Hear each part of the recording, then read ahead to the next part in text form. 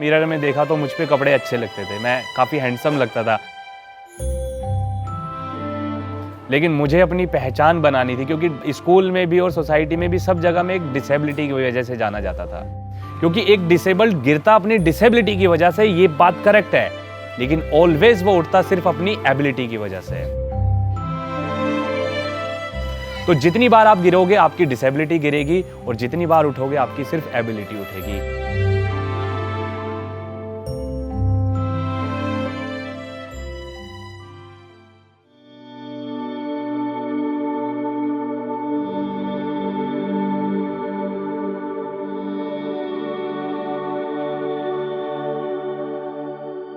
मैं अपने फैमिली में जैसे कि 5वें नंबर पे भाई हुआ था, लड़का हुआ था, तो होता है ना कि 5 पांडव आ गए घर में, तो बड़ी खुशी होती है जब एक लड़का घर में आता है। तो गांव के टाइम पे ये चीज़ें बड़ी नोट की जाती हैं।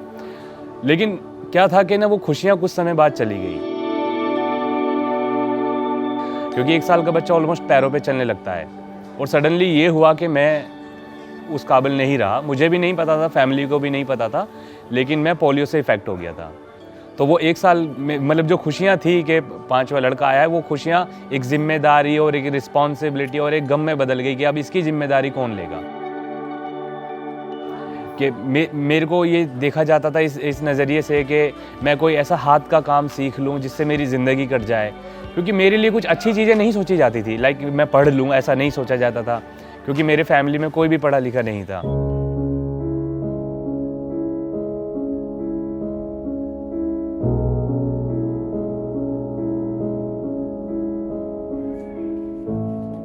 तो मैं क्रॉलिंग वॉक करता था, और मैंने बैग अपने कमर पे लटकाया, और मैं जो है नीचे बैठ के अपने जैसे मैं चलता था अपनी रूटीन लाइफ में, तो मैंने वो चलना स्टार्ट किया। मतलब मैं डॉगी की तरह वॉक करता था बिल्कुल।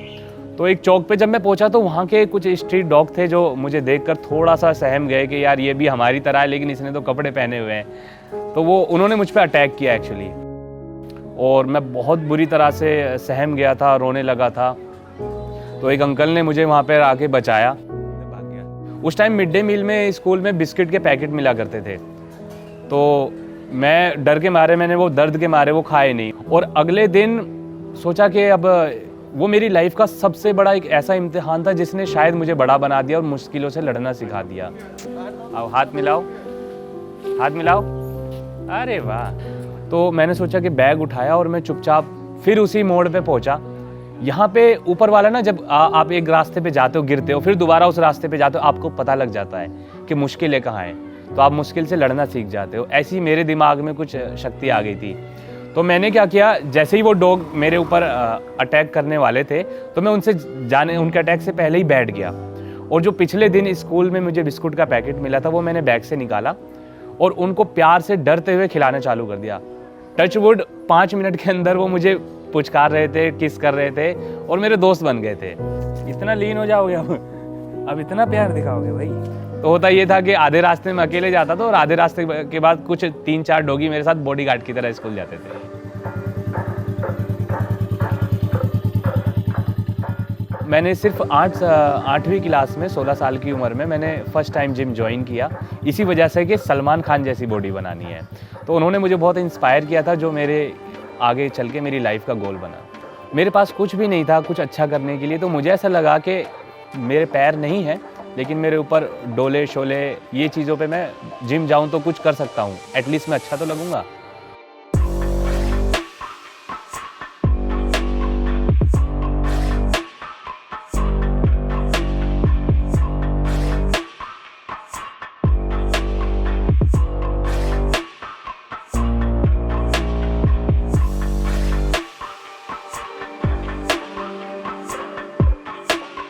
मेरी मुलाकात एक कोच से हुई, धवन सर से।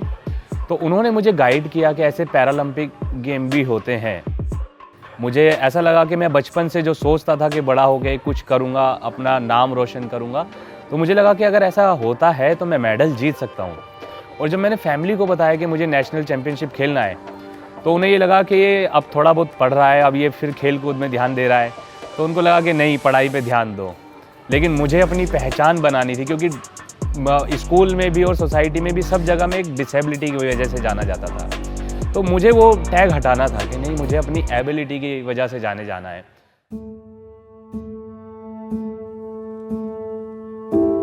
और एक दिन ये हुआ कि मैं स्कूल के लिए निकला था, मैंने घर वालों को नहीं बताया। मेरे बैग में किताब की जगह बस मेरा कॉस्ट्यूम था और मैं डायरेक्ट पहली बार इतना मैंने ट्रैवल किया कि मैं दिल्ली से नागपुर बाय ट्रेन गया। और वहाँ पे अंडर 49 बॉडी वेट कैटेगरी में, जूनियर कैटेगरी में मैंने खेला था। सीरियसली 2008 में जब मैं खेल के आया 28 नवंबर 2008 में, तो मैंने ब्राउन्ज मेडल नागपुर से जीता। और मैं अपना मेडल जब मैंने खुशी करके घर पे जाहिर किया तो उन्होंने पूछा कि इसके साथ कुछ पैसे भी मिले हैं क्या, क्योंकि फैमिली को पैसों की वैल्यू पता थी, मेडल की नहीं। तो ये मेरा ड्रीम है कि मैं एक बार अपने देश का प्रतिनिधित्व पैरालंपिक गेम्स में करूं और देश को एक मेडल लेकर आऊं। तो मैं अभी तैयारी कर रहा हूं अपनी अर्निंग से ही। तो मुझे कोई स्पॉन्सरशिप नहीं है, किसी तरह का कोई सपोर्ट नहीं है। मेरे को फैमिली भी चलानी है, जॉब भी करना है और अपना गेम की भी तैयारी करनी है।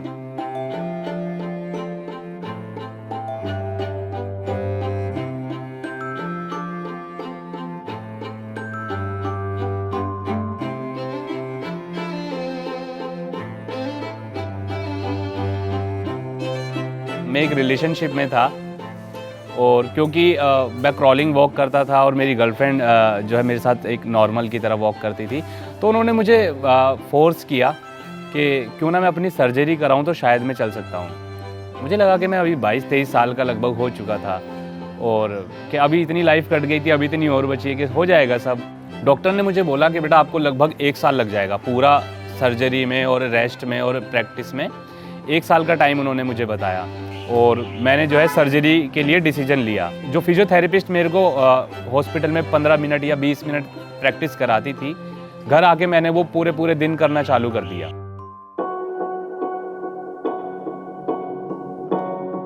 तो टोटल 90 डेज यानी कि 3 महीने के अंदर दोनों पैरों में कैलीपर लगा के और क्रचेस के साथ मैंने खुद को अपने आप को अपने पैरों पे खड़े करने के लायक बना लिया था। और वो मोमेंट मेरे लिए बहुत स्पेशल था क्योंकि जब फर्स्ट टाइम मेरी माँ ने मुझे मेरे अपने पैरों पे खड़े हुए देखा था, तो मतलब उनके लिए वो माँ कहते हैं ना, एक्सप्रेस नहीं कर सकती, बस उन्होंने मुझे गले लगाया था और जो उनकी खुशी थी वो मेरी लाइफ की सबसे स्पेशल मोमेंट था वो। मम्मी बहुत टाइम से बीमार चल रहे थे अभी, मतलब लगभग 3-4 महीने से वो हॉस्पिटल में ही थे। क्योंकि मैं शरीर से ऐसा नहीं था कि उनकी खिदमत कर सकता था, लेकिन जितना मैं कमाता था उससे मैं पूरी कोशिश कर रहा था कि वो ठीक हो जाएं। लेकिन नहीं, वो उनको नहीं भूल सकते हैं कभी भी। सॉरी।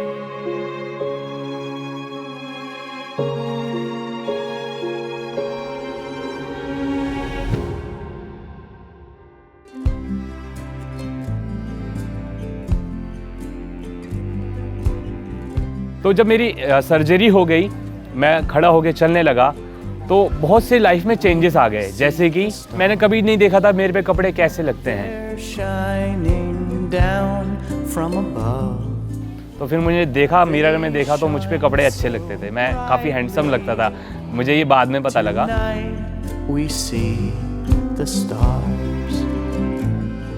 2014 में के लास्ट में ही एक दिल्ली में एक फैशन शो ऑर्गेनाइज हुआ स्पेशली डिफरेंटली एबल के लिए। तो मैंने उसमें पार्टिसिपेट किया, मैं सिलेक्ट हुआ और मैंने अपना पहला रैम वॉक किया। उस रैम शो में मुझे मोस्ट हैंडसम मॉडल का टाइटल भी मिला। इसके बाद मुझे पता लगा कि मुंबई में ऐसे मिस्टर व्हील चेयर इंडिया कोई कॉन्टेस्ट ऑर्गेनाइज हो रहा है। तो मैं बड़ा एक्साइटेड हुआ और मैंने अपना प्रोफाइल उनको मेल किया। मैंने मोबाइल से ही कुछ अपने फ़ोटो खींचे थे जिनमें मैं थोड़ा सा हैंडसम लगता था। 2015 में हुआ ये कि मैंने अपना बेस्ट परफॉर्मेंस वहाँ दिया और मिस्टर व्हील चेयर इंडिया का टाइटल मैंने वहाँ से विन किया। ये कौन है? ये मेरी व्हील चेयर ही तो है, मैं ही तो हूँ ये।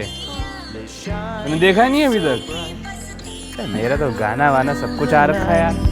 To help us have good dreams, we see the stars. They're shining down from above. They shine so brightly. Disability जो है ना वो सिर्फ आपके ना दिमाग और सोच में होती है कि हम उन चीज़ों पे ध्यान देना लग जाते हैं कि जो चीज़ें हमारी कमज़ोर होती हैं। लेकिन हमें ध्यान किन पर देना चाहिए? जो हमारी ताकतवर होती हैं, जो हमारी एबिलिटी होती हैं। क्योंकि एक डिसेबल्ड गिरता अपनी डिसेबिलिटी की वजह से, ये बात करेक्ट है, लेकिन ऑलवेज वो उठता सिर्फ अपनी एबिलिटी की वजह से है।